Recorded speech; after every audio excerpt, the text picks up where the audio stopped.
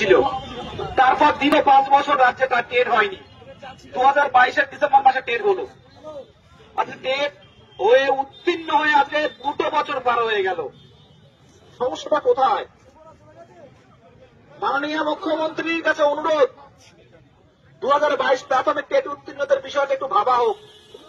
সত্যি বঞ্চনার শিকার আমরা কেমন ভাবে আর এটা ভিউ করতে পারি, বললে বোঝাতে পারি। আজকে প্রতিবন্ধীরা এসছে, উত্তরবঙ্গ থেকে এসছে, আদিত্য এসছে, চলতে পারছে না, এই ভাই এসছে, চলতে পারছে না। দেখলে কষ্ট হয় না? দেখুন, দেখলে কষ্ট হয় না?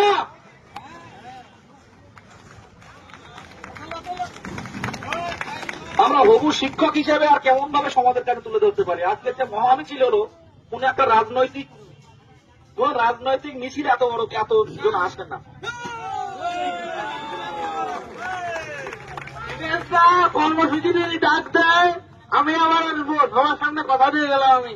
যেহেতু দীর্ঘদিন আমরা বসে আছি, তাই 50,000 ভ্যাকান্সি ছাড়া আমাকে নড়বো না। আমরা যারা এসছেন আজকে ধর্মতলা থেকে প্রতিজ্ঞা করুন, ডিসেম্বর মাসের ফার্স্ট উইকে যদি আমাদের অন্তত ফর্ম ফিল আপ করে না রাখা হয়, বিকাশ ভবন অবরুদ্ধ হবে।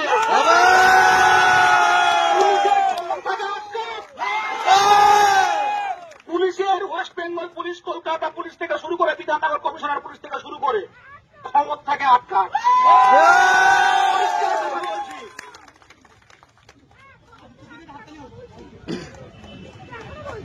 পুলিশ কিন্তু আমাদের মুখ্যমন্ত্রীর কাছে নিয়ে যাবেন না, সেই ক্ষমতা নেই। তাহলে আমরা কোথায় যাব? প্রয়োগ হবে, সেই ক্ষমতাটা প্রয়োগ হবে। বিধাননগরে আটকানো, মানে বিকাশ ভবনে আটকানো হবে, কোন অফিসারকে ঢুকতে দেওয়া হবে না। সামনের দিনে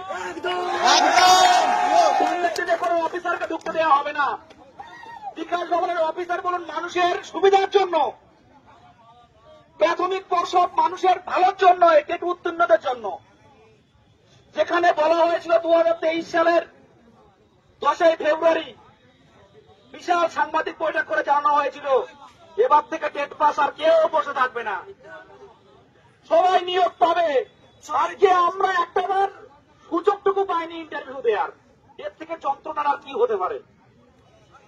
বুকে আগুন জ্বলছে সবার, এই আগুন কখন বিস্ফোরণ হবে কেউ জানে না।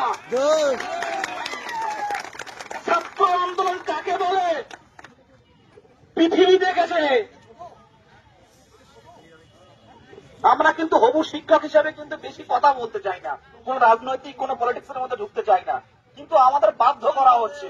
আজকে কেন এই কনকনে ঠান্ডায় পুরুলিয়া থেকে টেট উত্তীর্ণরা, যারা কোনোদিন কলকাতার রাজপথ দেখেনি, যারা কলকাতা খাতায় লিখেছে কলকাতায় কোনোদিন আসেনি, সেই বোনেদের কেন আসতে হলো? এক রাত জেগে বাসে করে 3টে বাস ভাড়া করে নিয়ে এসছে, তাদের বাবারা সৌনাস এসে দেখাচ্ছে মুখ্যমন্ত্রীকে।